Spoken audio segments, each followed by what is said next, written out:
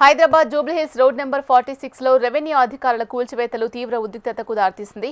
అంబేద్కర్ నగర్ కాలనీలోని జేఎన్ఎం యూఆర్ఎం భవనాల పక్కన ఉన్న ఖాళీ స్థలాన్ని కొందరు బస్తీ రైతులు ఆక్రమించుకొని అక్రమ నిర్మాణాలు చేపట్టినట్లు ఆరోపణలు ఉన్నాయి. ఈ నేపథ్యంలో షేక్పేట్ రెవెన్యూ అధికారులు అక్రమ కట్టడాలు కూల్చివేస్తున్నారు. ఈ కూల్చివేతల సమయంలో బస్తీవాసులు రెవెన్యూ అధికారుల మధ్య వాగ్వాదం జరిగింది. జేసీబీ అద్దాలను బస్తీవాసులు ధ్వంసం చేశారు. అధికారులపై దురుసుగా ప్రవర్తించారు. ప్రభుత్వ స్థలాన్ని ఆక్రమించుకొని అక్రమంగా నిర్మించిన కట్టడాలను కూల్చివేస్తున్న తహసీల్దార్ అనిత స్పష్టం చేశారు. పేదల డబుల్ బెడ్రూమ్ల కోసం కేటాయించిన స్థలంలో ఆలయం, కమ్యూనిటీ హాల్ పేరుతో కొంతమంది డబ్బులు వసూలు చేసి అక్రమ ఇళ్లు నిర్మిస్తున్నారని అనిత ఆరోపిస్తున్నారు. జేసీబీ అద్దాలను పగలగొట్టిన వ్యక్తులతో పాటు అధికారుల విధులకు ఆటంకం కలిగించిన వారిపై చర్యలు తీసుకుంటామన్నారు తహసీల్దార్ అనిత.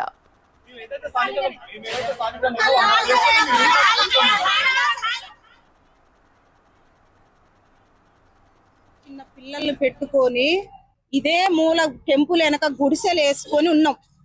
ఎన్నోసార్లు పోలీసు వాళ్ళు వచ్చి ఊడబీకుతుంటే అదే దాన్ని అన్నకాడికి పోయి పీజీఆర్ అన్నకాడికి పోయి ఇంటి ముంగల కూర్చుంటే అన్న 3వ రోజు ఈడికొచ్చి వాళ్ళు పేదలు ఇట్లా బతుకుతురని ఆ రోజు ఇస్తే ఇది 3వసారి 4వసారి అది ఇది చేయటం. పిల్లలు మేము చిన్న పిల్లలు ఇప్పుడు పిల్లలు పెళ్లిళ్ళు అయినాయి. ఈ రోజు ఇది 3వసారి తెలుసు ఇలా మరి పిల్లల పెళ్లిళ్ళు అయినాయి, సాలవు ఇలా అపార్ట్మెంట్లు ఉన్నాయి, ఇట్లా చుట్టూ ప్లేస్ ఉన్నదన్న సంగతి తెలుసు. ఈ రోజు అన్యాయం అయిపోయింది. ఈ రోజు మేము ఆ రోజు నుంచి ఈ రోజు దాకా ఇక్కడ ఉన్నోళ్ళమే కదా, మేము ఎక్కడి నుంచో రాలేదు కదా. మా ఈ ప్రూఫ్లు తీయండి. మాకు ఎంతమందికి ఓట్లు ఉన్నాయి, ఎంతమందికి ఇక్కడ ఉంటున్నాం, ఎన్ని సంవత్సరాల నుంచి ఉంటున్నాం, మమ్మల్ని ఇలా ఏడిపియటం ఏంటి? ఇలా ఈ ప్రభుత్వం వచ్చి మమ్మల్ని బాగుపడకుండా చేయటం ఏంటి? ఒక్క రోజు ఒక్కటి నష్టపోతుందంటే రెక్కల కష్టం పోయినట్టే. మేము ఎంత కష్టం చేసుకుంటే ఈడ బతకగలుగుతున్నాం. ఈ గవర్నమెంట్ ఇచ్చిన అపార్ట్మెంట్లల్లో అన్న ఆ రోజు ఇయ్యబట్టుకు ఈ రోజు బతుకుతున్నాం.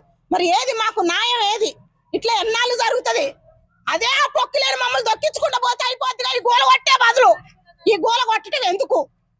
మీకు లేదురా, ఈ అపార్ట్మెంట్లు కూడా ఖాళీ చేయండి, అది ఖాళీ చేయండి, వెళ్ళిపోండి అంటే అన్ని చదువుకొని మా పిల్లల్ని తీసుకొని వెళ్ళిపోతాం కదా. ఊర్లో అంత భూమి ఇచ్చి అంత స్థలాలు ఇచ్చి ఇండ్లు ఇస్తుంటే ఆ రోజులు పెట్టుకొని ఎందుకు? మేము ఈ సిటీలో ఓటేసి ఉండటం ఎందుకు? మరి మా పిల్లల్ని ఓట్లప్పుడు మేము తిరిగి మేము అన్ని చేస్తే మాకేది న్యాయం? ఎందుకు? మేము బతకడం ఎందుకు? ఇంకా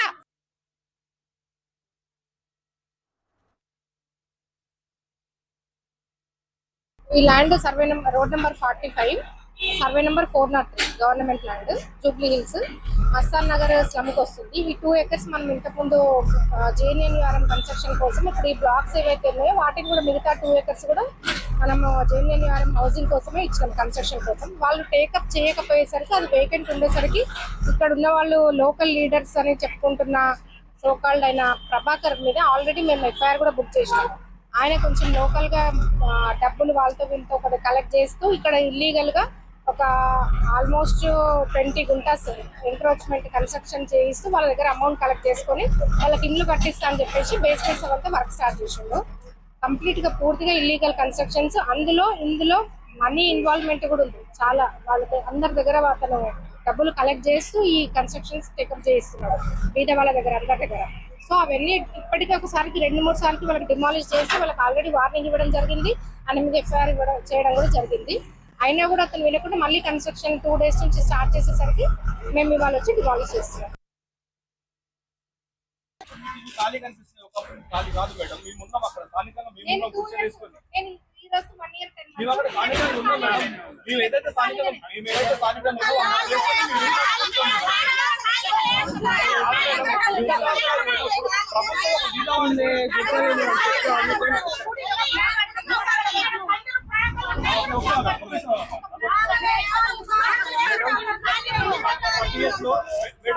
నేను 10th క్లాస్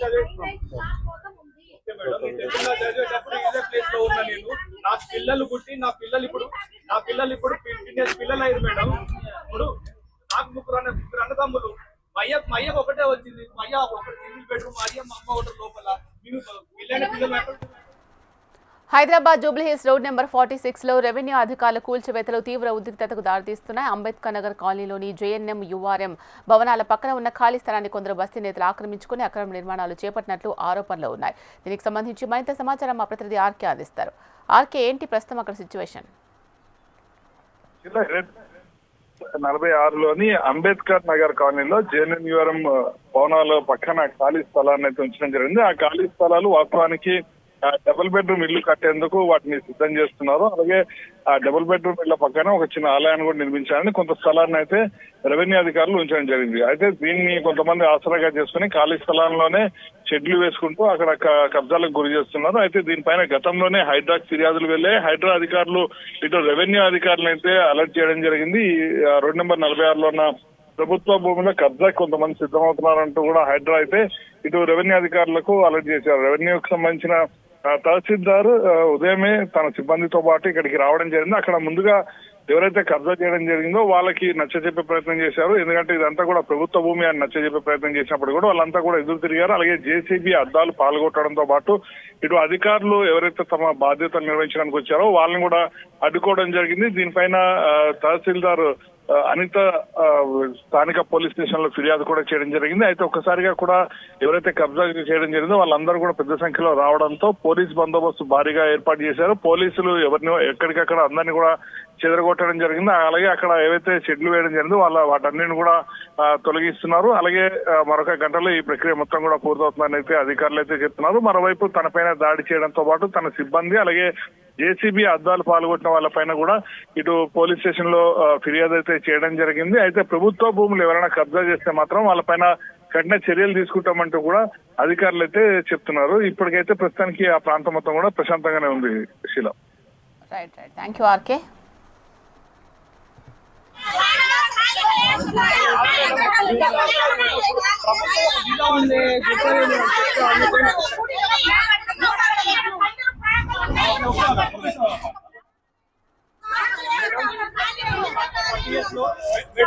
నేను 10th క్లాస్